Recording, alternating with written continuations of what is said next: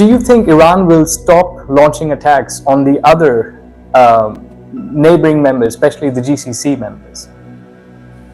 I think they'll keep going until there can be some kind of international guarantees of some kind of non-aggression pact. You are hearing these scenarios that, well, since we can't, bomb them into oblivion, maybe send in some kind of special forces to, dig down and take the nuclear material, then leave. I mean, this might be a nice plot for a Tom Cruise movie or something, but it's not really feasible. And not only was the United States smart enough, to discourage Israel from getting more directly involved, the Israelis themselves recognize that would be a big mistake. But under Trump and Netanyahu, the calculus has changed. They think they can get away with it. Welcome to FO Talks. With me again is Professor Stephen Zunes. He teaches at the University of San Francisco. You may recall him from our previous conversations on Iran, and that is why we are again meeting for the third time in less than a month. Professor Zunes, what's happening in Iran? This was supposed to be, according to Donald Trump, this was supposed to be a short campaign. There was supposed to be a regime change. Iran was the goal was to prevent Iran from having nuclear weapons, but it's turned out into a major quagmire for the United States. What do you think is happening? It was all quite predictable. I mean, I really don't know any serious strategic analyst of the region who thought that air power alone could end up with a regime change, that it could end up eliminating Iran's nuclear program. Indeed, the regime is in certain ways stronger than ever, despite the killing of many of the leaders in both the clerical and military command. The ability of the opposition to rise up is even more limited as repression has increased, and people are just hunkering down to survive. It's gone well beyond, the bombing campaign has gone well beyond legitimate military targets to going after the civilian infrastructure. I mean, the U.S. Secretary of Defense and others have and Trump himself have used the term bomb them back to the Stone Age. That was a notorious quote from General Curtis LeMay during the Vietnam War. But when that is clearly not in support of the population. That is a war on the population. And as with Vietnam, there's this naive sense that if we bomb enough, they would surrender. But it leads people to resist and to rally around the flag and to have a lot of resentment that the crimes of the Iranian regime are being used as an excuse to punish the Iranian population as a whole. Yeah, I want to slowly get into the details of Operation Epic Fury and Rising Lion, but I want to talk about who's in charge of Iran, because from what we know, Ayatollah Ali Khamenei was, of course, taken out on day one of the strikes. After that, a series of senior leadership from the IRGC have been killed. In fact, people who were supposed to be negotiating with the United States have been taken out. So how can you explain to our global audience how Iran is being run right now? How is it being administered? Well, they're preparing for just such a major attack as this. They have decentralized the command, both politically and militarily. And on the one hand, it's made it difficult for them to coordinate certain things in terms of military responses. I mean, the communication itself can be intercepted and give away the location of these key commanders and political leaders. So it's been a bit scattershot in that regard. But at the same time, it is indicative, that Iran is able to continue the fighting. And we're looking at a new form of asymmetrical warfare here. Where the Iranians can just keep pulling out these drones and even missiles to strike targets in Israel and around the Gulf. And even though the destruction, of course, is very, very one-sided, they can still inflict a disproportionate amount of damage. I mean, the Iranian regime is an existential struggle for them. They are willing to sacrifice it all. And when we have Trump, go on national television and just go on all the things that the United States has destroyed. I mean, it reminds me, frankly, of the Vietnam War, where, every night on the news, we would hear about the one-sided body counts of how North Vietnamese and Viet Cong soldiers are being killed at much, much higher rate than the United States and the allied Saigon regime. But that was not a measure of who was winning, and so this is so it appears that Iran was willing to go on for a long time. And remember, yes, Iran is going to suffer enormously from this, but this is the same regime that slaughtered thousands of their own people back in January. So they are willing to pay the cost, or at least have other people pay the cost, and so that they're willing to go on a long, long time. This idea that we could just pound them into submission and that kind of thing and not only raises obviously important moral and legal issues, but on a very practical level, on a strategic level, on a tactical level, this simply isn't working. Right, and the last time I spoke to you, you categorically explained that it's one thing to be against the IRGC, but if you start carpet bombing Tehran, people are going to support the government. And I was watching some interviews on Tasnim, which is the IRGC affiliated news agency in Tehran, and I saw interviews of women saying that they don't necessarily agree with whatever the IRGC is doing, but they will not let the United States and Israel bomb their country. Now, many of the women were saying they're willing to be martyrs for the country, even if they don't support the IRGC. So it looks like almost as if there's been a reverse effect of what Donald Trump and Benjamin Netanyahu wanted in Iran. Of course, and again, this is all quite predictable. I mean, let's remember that Iran has been a major regional power for 2,500 years or more, and there's a lot of pride in their heritage and their culture and their nation, and this idea that these countries can launch this unprovoked attack against them with such destruction. And treat Iran like it was just some tiny Caribbean island or Central American country that the back in the 100 years ago in the era of gunboat diplomacy, that the U.S. could just come in and dictate what kind of government they have and the like. I mean, that is a deep insult, really. And those of your viewers who know people of Persian background, how deep and strong that sense of pride, nationalism is, and that regardless of the nature of the regime, that it's people don't like their country being bombed, don't like their people being killed. I mean, the U.S. is damaging these amazing, beautiful, architecturally significant, mosques and palaces, that go back centuries. They have, blown up, major highway bridge, the highest in the region, major corridor. They are, obviously they've attacked these schools and other civilian targets, and this is not going to make them more rational. This is not going to, make them more willing to compromise. Indeed, when you think about the leadership there, many of them really believe they are, the Islamic Republic, and indeed their roles in it are literally ordained by God. So this is not, they're not going to tend to compromise in the face of these kinds of attacks. Right. So what we've seen is that in the beginning of the war, the attacks were largely on IRGC. It was on missile launchers. It was on drone carriers. It was on IRGC naval patrol boats. But now, as you rightfully mentioned, we've seen attacks on bridges, we've seen attacks on schools, universities, pharmaceutical plants.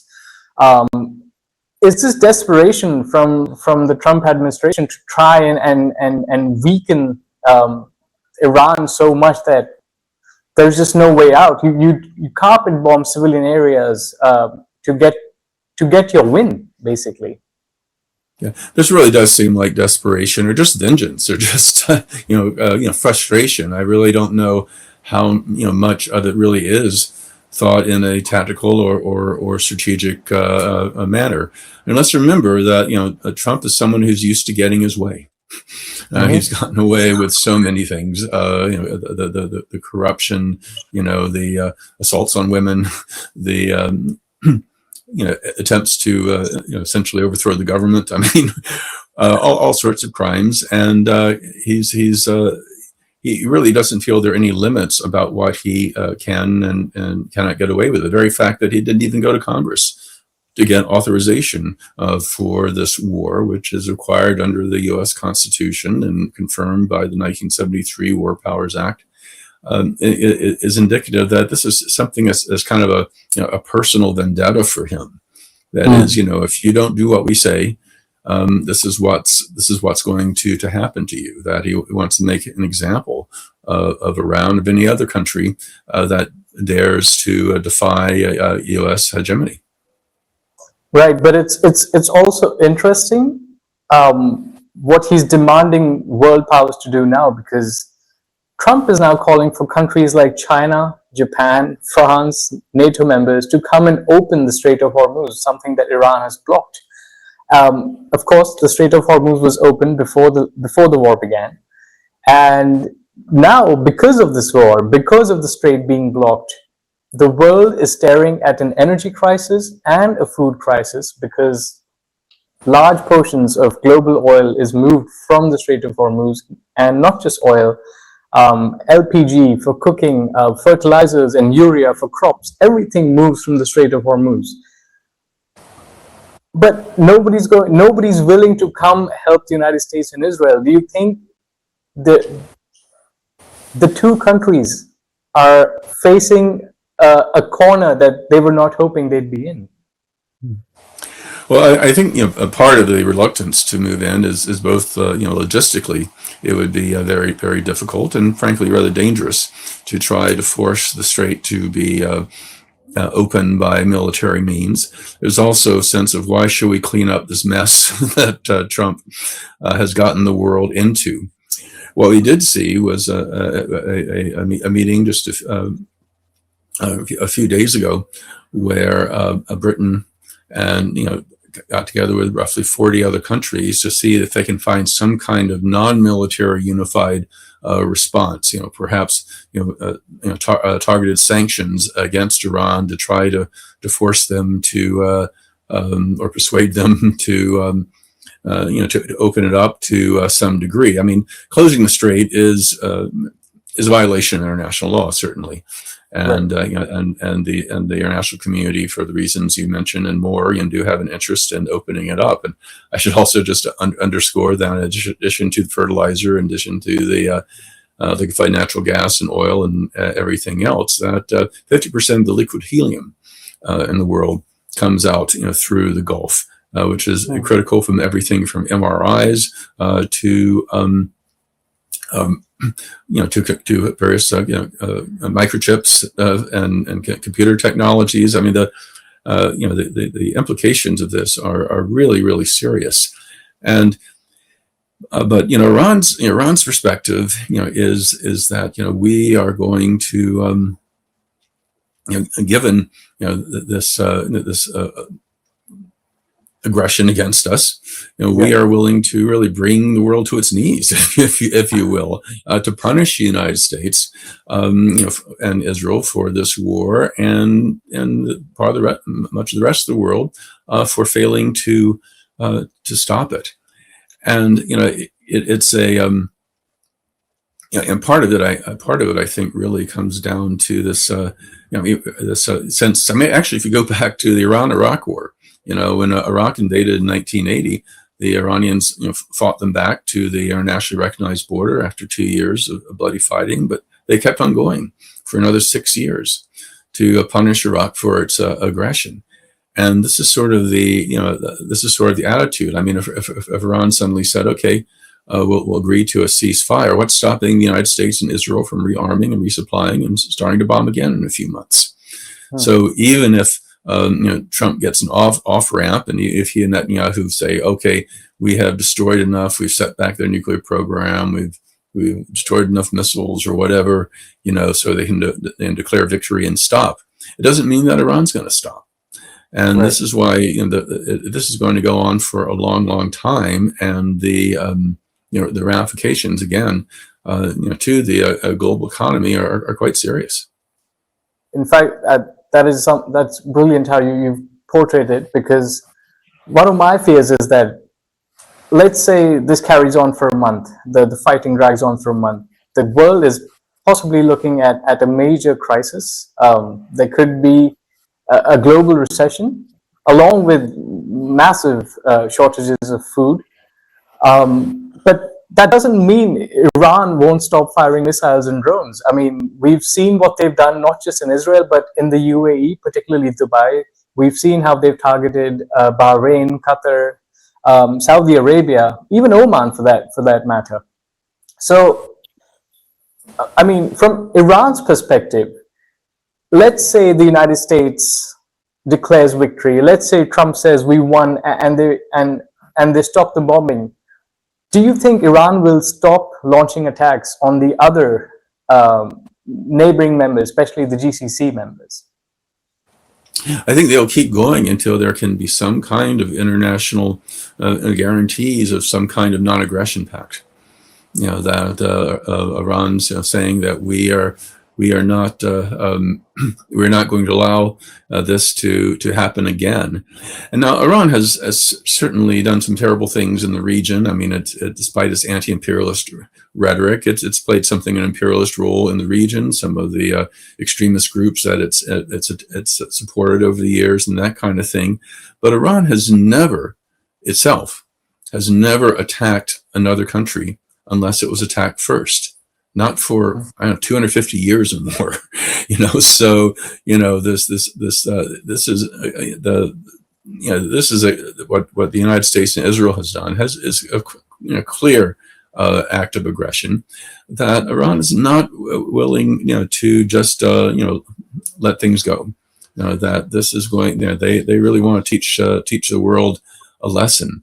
And the attacks against the UAE and elsewhere. I mean, on the one hand, of course, they're going beyond attacking U.S. bases and U.S. interests, which on one level certainly they're right, given they were attacked, to going after civilian infrastructure and port facilities and other things, and even with governments that have did not support the initial war effort, that probably warned the United States that this kind of thing would happen. But it's sort of again a message to the world. You can go to Dubai and this super modern city and all the opulence and things like that, and think you're safe, but you're not going to be safe as long as Iran is being targeted, and that they really are willing to wreak this kind of havoc as long as they fear, with obvious justification, that they are targets of the United States and Israel. Right, and Iran has been very specific in its targeting. They've hit when it comes to civilian infrastructure, they've hit oil refineries, they've hit water desalination plants, they've hit hotels, and they've hit airports in Dubai. And today they launched. Speaking on the 4th of April, they launched a major attack at Israel's Ben Gurion airport today. So Iran has been attacking these vital. Also, they've also hit Amazon data centers. They've hit very strategically, and they keep saying that we are only hitting things that are linked to the US and Israel. But my question to you is, my question to you regarding that is, let's look at some of the demands that Iran has to stop this war. They want reparations, and they want to control the Strait of Hormuz. And the final thing is that they want a total American withdrawal from the region. Do you think that's even a possibility? Well, first of all, I just want to confirm what you say, that these attacks are not random. And Right. each escalation of the United States in widening the targets, Iran has responded in kind. And Right. but in terms of their in terms of their demands, I mean, obviously, security guarantees is a legitimate demand, and I don't think they're going to compromise on that one. Regarding withdrawal of U.S. forces, from the region, that's a tough one. It would not be an unpopular one, including here in the United States. I mean, many people across the political spectrum are wondering, what in the hell are we putting our troops in harm's way there? Is backing these family dictatorships really in our interest, and the like. Reparations is, again, though one could make a moral and legal case for that, given the nature of the regime and given the history of that. I mean, the U.S. broke its promise in the Paris Peace Accords to help rebuild Vietnam, for example.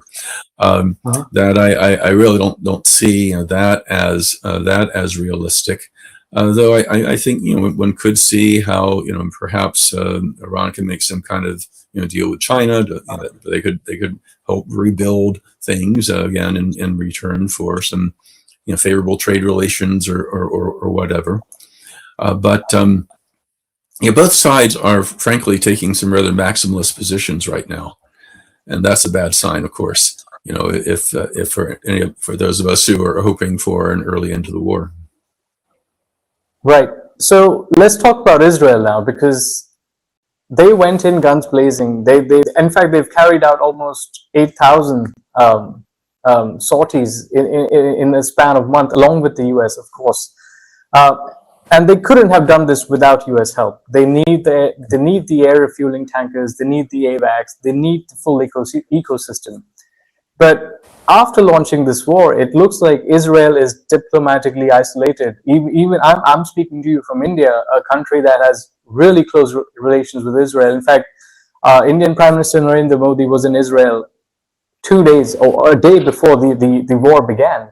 But even in India, people are really questioning Israel and India's ties with Israel. So it looks like Israel's they're really diplomatically isolated, and they're stuck in this escalation matrix with Iran, where eventually the interceptors are going to run out. The Iron Dome will not be able to stop everything, and Israel will take hits.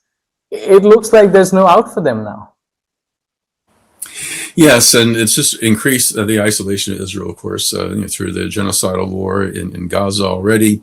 They'd never been more isolated, but I think that the war on Iran, and indeed the war on Lebanon, which has not gotten the attention it deserves. I mean, given the thousands of civilian casualties, given Israel's reoccupation of the southern part of the country and their systematic destruction of these beautiful mountain towns that have been there for centuries.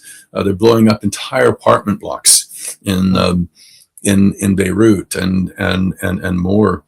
But Israel's always assumed that, well, we can be isolated in the entire world as long as we have the United States, the world's most powerful nation, that can give us all this military aid and veto UN Security Council resolutions, holding us accountable, whatever. We're going to be in good shape. But one thing that's really interesting happening in the United States is that a lot of people are actually pretty angry and resentful at Israel. There's some sense that Israel actually dragged us into this war. And some of that's exaggerated. In fact, some I think is disturbingly crosses the line into anti-Semitism.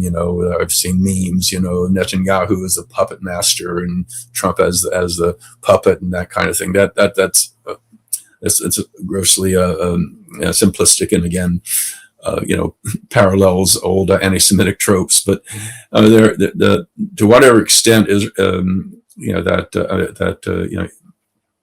Israel was actually responsible, and I would argue again, there are people like Secretary of Defense Hegseth and Secretary of State and National Security Advisor Marco Rubio, who really been pushing this and probably had at least as much influence on Trump as Netanyahu did. But the perception that this is being done for Israel, or that Israel got us into this mess, is really getting a lot of resentment, within the American public, including people who had historically been somewhat pro-Israel. And if Israel loses this kind of blank check from the United States, what does it have left? It really what if the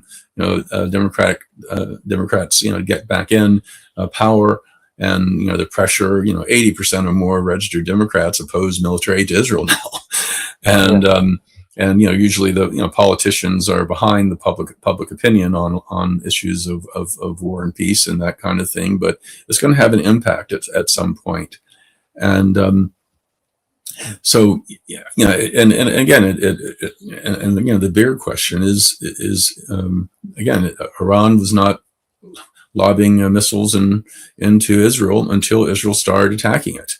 So is even putting aside the moral and legal questions, I mean, strategically, this has not been a good thing, and right. So I do think it's going to force people to seriously reevaluate their relations with Israel, their support for Israel, and recognize and challenge this long-standing notion that Israel is a bedrock of security. Israel is our unsinkable aircraft carrier, as one former Secretary of State put it.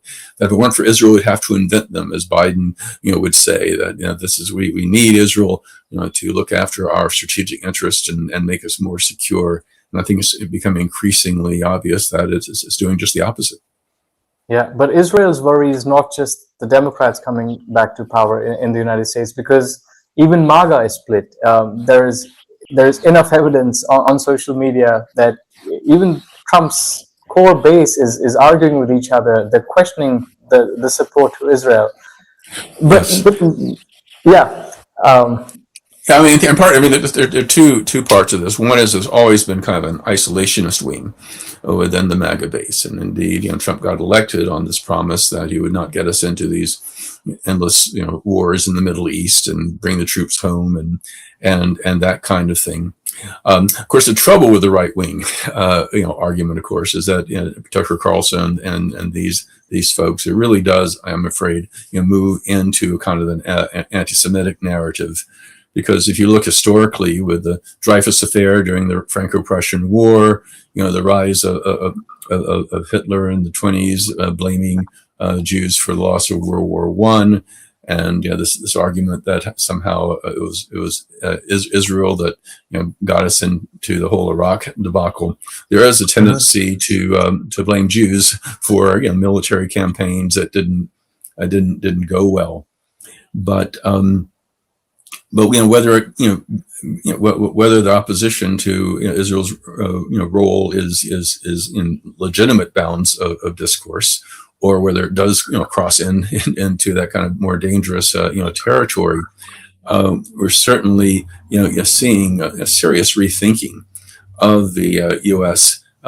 Israeli relations. I mean, in certain ways, it's almost as if if you look at the way anti-Semitism worked historically in Europe, and again, this was back in the days when usury was forbidden in Christendom, the Jews are set up to do the dirty work, to be the money lenders, to be the tax collectors, to do that kind of thing, So, when people would rise up against the oppression, people could blame the Jews instead of the people who ultimately really have the power.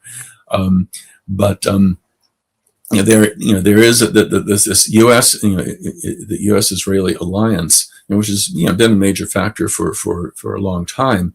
It has reached really a boiling point in terms of popular opposition. Indeed, the reason that Israel deliberately stayed out of both the Gulf War and the invasion of Iraq, because it would look really, really bad. It would play into this narrative in the Arab and Islamic world that about this U.S.-Israeli alliance out there trying to kill Muslims and that kind of thing. And not only was the United States smart enough to discourage Israel from getting more directly involved, the Israelis themselves recognize that would be a big mistake. But under Trump and Netanyahu, the calculus has changed. They think they can get away with it, but for the reasons that you mentioned, the reasons that I've been mentioning, it may prove to be a very, very serious error on their part. Yeah, Israel is definitely staring at a dark tunnel, because on one side you've got Iran that's not stopping attacks, even though the US and Israel say that they've severely weakened Iran. And yes, that is true. The number of missiles and drones that were being launched in the first week to now has decreased, but not stopped. And so Israel is dealing with all of that, but it's also worried about losing American support. I want you to tell us about what the GCC members are feeling, because countries like the UAE, Kuwait, Bahrain, Qatar, Saudi Arabia, they didn't want this. This was thrusted upon them, and they've taken a good amount of hits. How are they seeing their relationship, their future relationship with not just the United States, but even Israel? I mean, on the one hand, there is, obviously there is upset at the U.S.-Israeli war that has, led to these assaults. But at the moment, they're more concerned about the fact they are being attacked right now, and they are very angry at Iran for, again, not just going after U.S. interest, but going after parts of their civilian infrastructure. And so if Iran had thought that attacking them would get them to pressure the U.S. and Israel to stop, in many ways it's had the opposite effect, that it's actually made them more hawkish and more hard line. And so right now, I think the emphasis is on defending themselves, and if that means working with the U.S. and Israel to some degree, and condemning Iran, trying to get the United Nations Security Council involved, and whatever. That's their priority right now. But I think you're right. In the longer term, when the smoke clears, I think they are going to have to do some kind of serious reevaluation, because the reality is as awful as the Iranian regime is, that it's there to stay, at least for a while. I mean, I'm really hoping the Iranian people themselves can eventually rise up and change things, but it's not one that the United States or Israel, the Arab countries can forcibly remove, and they have to kind of deal with this reality. And it was we think of the détente period and the Helsinki agreement and those things, when the West kind of recognized that the Soviet, they had to deal with the Soviet Union and their block of interest, but kept an opening that that allowed and encouraged in certain ways the people of Eastern Europe and the Soviet Union themselves to challenge the system. And I think that's really the longer term, what is going to happen longer term in terms of Iran. On the one hand, recognizing that the regime can't be forced out through military force, brinkmanship, but that in certain ways, in giving the space, it can provide an opening for the people themselves to change things. In fact, if you look at the history of Iran since the revolution, you'll find that when war or threats of war have and punitive sanctions have been strongest, the regime has been the most repressive. But when there's some degree of opening, some degree of rapprochement, that's when reformers within the system and the opposition outside the system were able to have more influence. Right. Professor Zunes, the way things are going, and there have been a lot of misunderstandings, I should say. Um, Perhaps it's all Donald Trump's play, because one day he says we're winning the war, the next day he says I want Iran to talk, the third day he says I will bomb them to the Stone Ages, and then the fourth day he says we're going to get the oil. Now, the way things are escalating, there is a lot of chatter on social media that perhaps the United States is preparing for a ground invasion. That means boots on ground. Now, can you give our audience an overview of the kind of topography that Iran has? Mm-hmm. Why a ground invasion is going to be one of the most difficult military campaigns that we've ever seen in Iran, and why discussions of Karg Island are important but extremely difficult to pull off. Yes, and first of all, we're not talking about a full-scale invasion, like with Iraq, which would require hundreds of thousands of troops. So we don't have anything like that in the region. We have about 50,000 troops total, and less than 10,000 are those that would be involved in some kind of assault. That is Marines, that is 82nd Airborne Division. These are paratroopers and the like. And these are light infantry. We're not talking about bringing in tanks and heavy equipment and that kind of thing. So a number of scenarios have included perhaps seizing Karg Island, which is in the northern end of the Persian Gulf. This is important for Iran because the Gulf is shallow along the Iranian shore, too shallow for super tankers. So pretty much everything goes out these pipelines that go out to this island. And the idea is if we can seize this island, that will cut off Iran's oil exports, and then they won't have an economy given their dependence on oil. But an amphibious assault against this heavily fortified island, with quite a few Iranian troops would be very costly. I mean, obviously, as we've seen so far, the Iranians get the worst of it, but there would still be a fair number of U.S. casualties, and the tolerance in the American public for U.S. casualties for a dubious war like this is pretty low. There's also talk of seizing these three small islands closer to the Strait of Hormuz. Now these are disputed.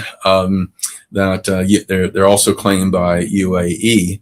Now, interestingly, the Iranians seized them in 1971 at the encouragement of the United States, because this was when the Shah was still in power, and this was just prior to UAE finally getting independence from Britain. But since that time, we said, "Oh, this is an example of Iranian aggression." They held onto these islands. Again, the U.S. encouraged them to take over in the first place. But there too, amphibious assault could indeed be quite costly. There's even some talk of seizing some areas along the coast, Iranian coast, right by the Strait of Hormuz. But the attacks on the ships, aren't just there on the shoreline. They are, from further inland on the other side of the mountains or something. And again, there's no easy way for the U.S. to move in there. Again, just to emphasize that unlike Iraq, where the southern, 2/3 or more of the country is quite flat, right. Iran is a very mountainous country, and it's 3 times the size and 3 times both in size and population than Iraq. It's almost impossible to see how some kind of ground force can make that much of a difference. But you're mentioning Trump's going back and forth in terms of the goals and that. I mean that can't be overemphasized enough, because whether a war is legal or not, whether the war is morally defensible or not, you need to have some clear goals. Right. And Trump, even in his nationally televised speech this past week, was incredibly vague. And I think Americans really in the world really needs to know what exactly are the goals? What are people being killed for? What are we messing up the global economy for? What are we spending countless billions of dollars for? What are we inflicting enormous environmental damage for? That the United States really needs to make clear what this war really is about. And so far, as you noted, it's been all over the map. There's been all these contradictions, and that's what's led to a lot of confusion.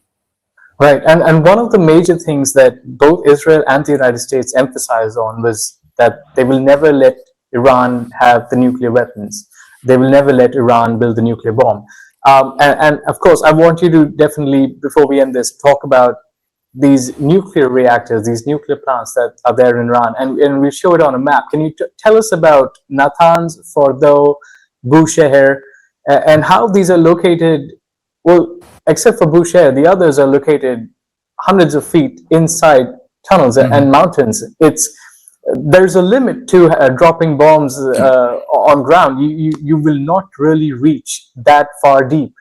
But still, the plant at Bushehr, which is on Iran's southwest coast, does pose major danger, because in case there is a leak, in case there is a problem, it's going to affect the entire Strait of Hormuz, as well as countries that are downwind, which is Saudi Arabia, UAE, Oman. So how big of a threat is this nuclear deal? Because reports say there is still decent amount of uranium still in Iran. Well, first of all, I just want to reiterate the fact that if the United States was really concerned about Iran's nuclear program, and Trump would not have pulled us out of the Iran nuclear deal, back in 2017. The 2015 agreement, made it physically impossible for Iran to develop a nuclear weapon, and one of the most rigorous inspection regimes in history. So, the concerns about their nuclear program is really phony.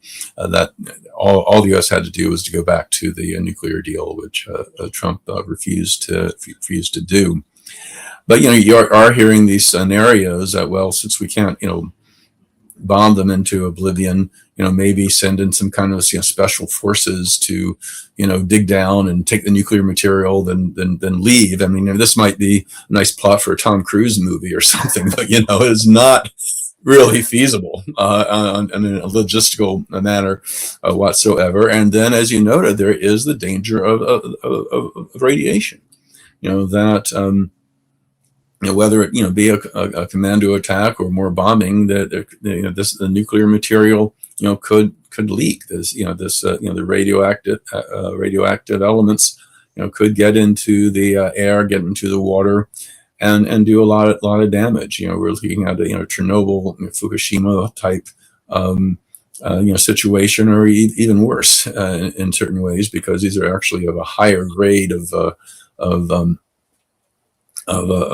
nuclear material than you have in civilian plants.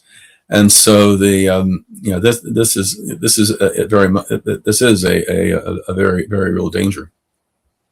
Professor Zunes, before we wrap this up, very quickly, from your understanding, from your perspective, you are the Iran expert. Can you tell us what the end game looks like for Iran, Israel, and the United States? I wish I knew. I'm actually been pretty good at prognostication about a number of issues and conflicts over the years, but at this point, it's really hard to imagine. This is unprecedented on so many levels, including just the sheer irrationality of the whole thing. And the fact that we have that Trump is really ultimately in charge. He is running this in an authoritarian manner that has basically put aside checks and balances that the U.S. Political system has historically been known for, and that he in many ways he seems to be losing it. I mean, just on a cognitive level.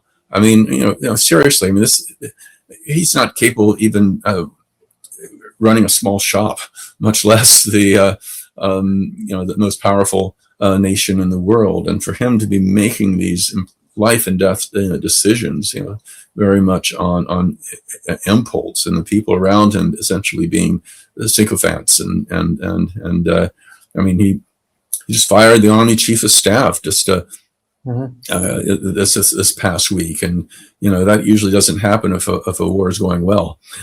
So this is really, we are not dealing with rational people right now, and that really is the scary thing. I must say the Iranian regime has been very smart about this. They've produced amazing PR films. They've shown Lego Yes. in trying to depict the Trump administration. Iranians are actually being very smart in the way they're conveying this war to the world. Somehow, the United States and Israel are not being able to do that. Yeah, it is rather striking that the Iranians, despite the nature of the regime, have ended up, indeed being more strategic, and again, this is unfortunately, this again has strengthened their power. This has strengthened their hold on that country, and it's made one of the most unsympathetic regimes in the world to get a fair degree of global sympathy in light of what's being done to them. Right. Professor Zunes, as always, it's a pleasure speaking to you. Thank you for speaking to Fair Observer and for sharing these wonderful insights. Thank you. Join the conversation at Fair Observer and subscribe to our YouTube channel.